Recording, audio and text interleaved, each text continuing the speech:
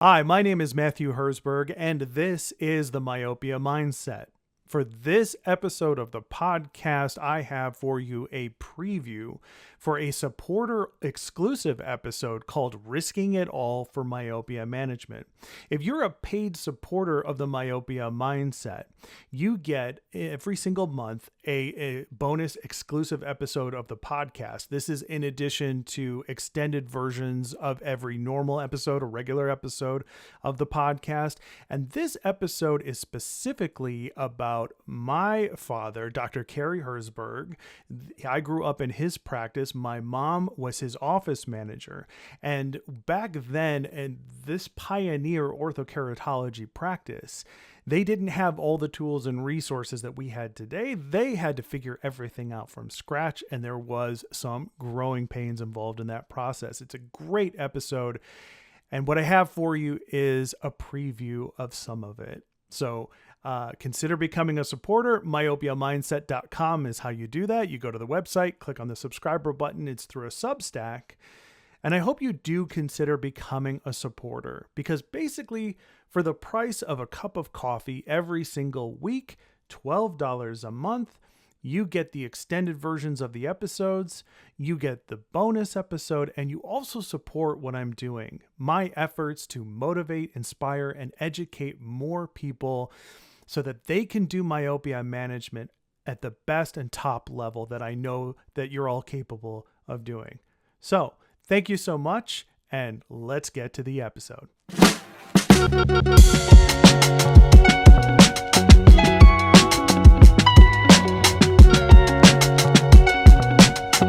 Gary, welcome back to the Myopia Mindset. Hey, Matt, it's good to be here. Yeah, I'm super excited. I know. We keep, we get to press record on our weekly conversations. We used to do this, for the last couple of years, just privately. And I'm so excited that we get to just talk about the thing that we love so much. And listener, this is your weekly shot in the arm. This is your inspiration. And in addition to knowledge and education that Kerry has to share with us. And hopefully our perspective can help model and put you back in the fight if you're feeling demoralized, or if you're looking for support or help. That's what we're here to do. Mm-hmm. All right. So Kerry, we just got finished recording our, your myopia mindset specific episode, and Part we one. touched on part one. I think it might actually end up being cut into two episodes because we went on for over an hour. Yeah, it was quite something. Yeah. So I may want to break it up into a two-parter, but this is kind of a continuation of that discussion. It isn't your myopia mindset specifically, but your myopia mindset, encompasses so many different things. And one of the things I really wanted to get from you early on, because these episodes are primarily about, our shared perspective on things. And I'm biased. My perspective comes from your influence growing up in your practice. And part of growing up working in your practice was that, you as the doctor, my mom, your wife as the office manager of that practice. It was not, it totally occurred to me as, in your office that we risked a lot in that practice. To become like a pioneer ortho K practice, the sacrifices that the two of you made, the steps, the lessons you had to learn, the important things that happened along the way. And I kind of thought of this theme as like risking it all for myopia management, because that's essentially what the two of you did. I like one of those examples is dropping insurance, and I definitely want to do a whole episode dedicated to what that was like. But let's start with that. It's like the two of you got to this point where you had to decide, like, we're not going to take insurance anymore, and we want to be an ortho K practice. I mean, you still saw general patients for the most part, but the majority of your practice, like 80% of your practice, was ortho K, basically, right? Right, close to 90, actually. Yes, but the decisions that made that happen had to have been planned before that, even before you even think about making the transition. And I'm not suggesting this is everybody's cup of tea. I'm not don't think you have to do that, that you actually have to drop these vision care plans. But I think there's fundamentally a fork in the road that has to happen in your practice if you truly want to do specialty care. And that involves a few steps that these, you have to make as a practice. There is a change in direction of the practice. You have to step away from the what we call the vision care model, which is to see a lot of patients in a short period of time and spend as little time as possible with each one of them, because you don't get compensated anywhere close to what your time should be for. And then taking that path and actually building on a separate track an entire specialty care practice within a practice. So this is something that, that I think we can definitely get that idea across today. I think that's really kind of important because most doctors think they can do it all. Right. I'll build this thing within this, and I'll maintain my vision care plan patients. But really, you must then separate those two things. It's like you're eventually building something that's going to be doing fundamentally what you want to do in your practice versus something that you're being forced to do at that point.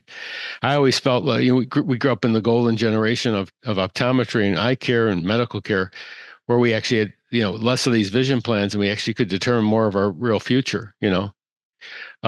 Instead of letting things be dictated to us, we could decide what kind of care we wanted to give our patients. Today, a lot of this is dictated to the doctor. Yes, they do make they can do things in a practice, to kind of give the patient a better care. They can find ways to do this, which is what we're going to talk about, that they can peel off these vision care plan patients and put them into different categories, medical care, whatever it is. And they can actually not only take care of their patients better, but make a better living. And the two things work well together. There shouldn't be this problem about, charging patients for services, because you can't do your services unless you get paid. I mean, you can't turn the lights on in the morning unless you can cover your expenses. So charge for services, but finding ways to doing that is critical. In these modern vision care plans, I look at this now and I look at the track that's going on, and you can see the effects of the internet. And you can get online glasses, online whatever it is, online contact lenses, whatever you can think about, exams online. And you think about, well, how are my colleagues going to compete with this? Because this is patient sits at home and does everything, they can be eliminated totally. And so the thought process is that you have to take this on directly as a doctor. You have to, take this on as the threat that it is, take it as a threat, but not the point where it keeps you from inaction. Take it on to like an action plan that you're going to have within your practice. And this could be for myopia. This could be for, like we talked about, medical care. It could be for VT, a number of different specialties, low vision, whatever it is. It's all the same. It works the same way. So I think this is fundamentally, the idea that you can have these things existing in your practice, they have to be separate. You have to actually have a separate way that you're dealing with this other thing, and you have to find a way to take these vision care plan patients out of that vision care model and into your private specialty care model. And once you've built that up enough, you're going to then have, your success will be set, because they'll be generating that. It's freedom. They'll be generating income to you that you don't have to depend on seeing 60 patients a day or whatever it is. Yeah, and I want to reiterate something that you said about charging appropriately, because I don't think this gets stressed enough. Is like, it's not just about charging appropriately. It's like, you need to make a profit. You need to be successful with myopia management, and you need to put the appropriate mechanisms in place to ensure that success, because it's going to require more time and skill out of you as the practitioner. You're going to have to do things differently in your office, which we're about to talk about. But also, I'm going to do a video about like the top 3 things that all successful orthokeratologists share, right? And I'm still like, defining exactly what that list is, but staff seems to be one of the core features on that. And I want to reiterate that you need to make a profit, and this needs to be successful, because this isn't just about you as the practitioner. This is also about motivating your staff, showing them that there is profit in this practice, and that if they are able to adapt to this new style in which, or the way that you want to do myopia management, which is having a more knowledgeable staff that's able to answer difficult questions, that's able to spend additional time with patients and their parents, they need to be financially motivated to do that. Right. So it's like, it's not just about charging appropriately. It's also like, hey, you need to make a profit at this. You need to be successful, because that profit then will drive the rest of the program forward and forward and forward. Right. Yeah, I'd seen just to go along with this. I saw just a headline how they're having the International Myopia Conference in China this week, and one of the big executives, one of the major companies, I won't name names, said that parents and children are not aware, don't have the awareness of myopia that we need. They don't have the myopia education in the background to make these decisions, which is kind of like who who's going to take on that responsibility? You know what I mean? Who's going to do that? And that's a big deal, because if you have to do education, your own education, and it's not getting done by the industry right now, I can't tell you when that'll happen, then you have to spend enormous amounts of resources doing the education. And doing education is not like you get instantly rewarded for it. It's something that takes time. You got to plant the seed first, and you've got to have the staff educated. You have the proper pamphlets and brochures to hand out, and the social media things that you need to educate your patients. And it's a process. I often will joke about, when I had an associate working with me, that the patients, he was thought that everybody comes in asking for ortho K, but that's not the way it works. It took 5 years for that patient to get to that point, 5 years of investment for that patient to come up and say, then I want to do this. And so that kind of thing, you have to figure out how to get paid for that. And it cannot be done. I'm telling you right now, it cannot be done within a vision care model. Because if you've made those compromises that you have to make with vision care plans and models, you'll do a half-assed job with it. Sorry, it's just not going to work out right. It has to be separated from that model. It's like you're saying in your practice, you've got, this one thing that you're doing, which is, pulling those patients through with a soft lens mentality. I only want to see them once a year at the dispense. I don't want to see them a follow-up. I don't make any money if I have to follow up with them, because I'm not getting paid enough for that kind of thing. So that kind of a model, and I'm thinking myself, because I don't work that way, but I mean, that's what they're facing. So that particular thing is contrary to what works in myopia. Myopia is the opposite. It's very hands-on. It's very intense. It's talking to the patients, it's working with them, it's doing follow-up, it's getting the patients back in the office, for care. So it's the opposite of this other model. And so these two things are not compatible. Yeah. They don't work together really well. Yeah, it is so cringe for me when I hear doctors who are interested in ortho care or myopia management talk about how it should be covered by insurance.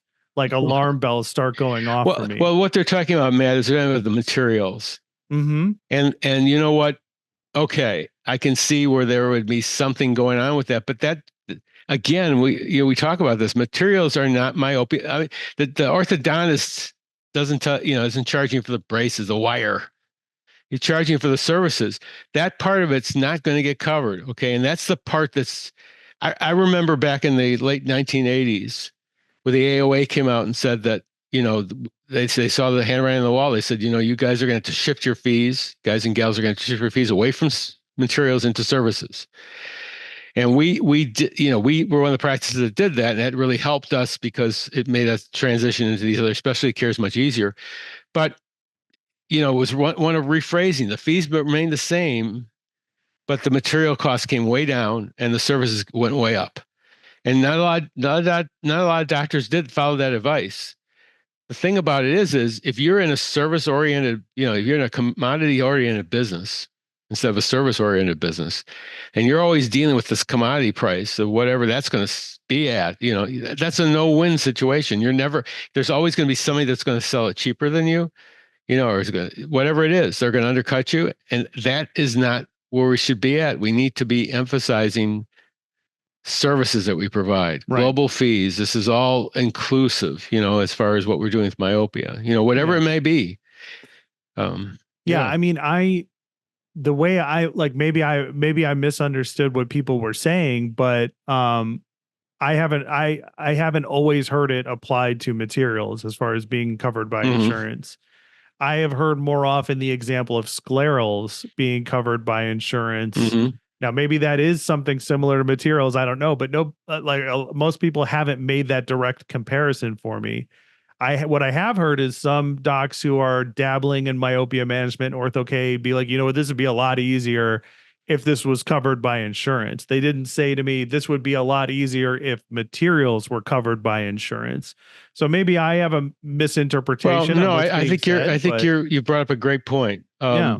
In this with the scleral lenses, and incidentally, as a pioneer in this field, fitting sclerals in the 90s, there are some plans that will, when scleral lenses are indicated, like keratoconus and other eye diseases, where they'll actually cover a lot of the basis for the cost of the scleral. Sometimes they won't. I've been in situations with some of the insurance companies where they really undercut you as far as the material reimbursements for what you even pay. They even pay you less than what it costs you to have the lenses made.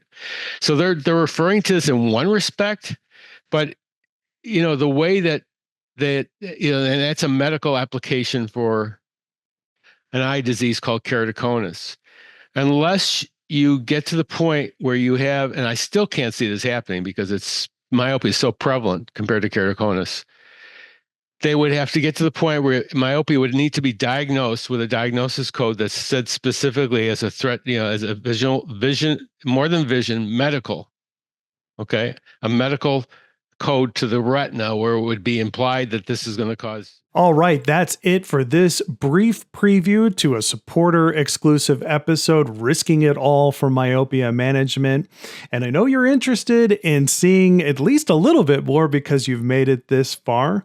So please consider becoming a full supporter of the Myopia Mindset for basically the cost of a cup of coffee every single week, $12 a month. You get the full bonus episode of the podcast every month. You get all of the extended versions of the regular episodes, and you support my mission to inspire, educate, and motivate more docs to do myopia management and do it at the top of their game. So if you would buy me a cup of coffee each and every week just to talk about myopia, please consider becoming a paid supporter of the Myopia Mindset. Thank you so much, and I'll see you at the next one.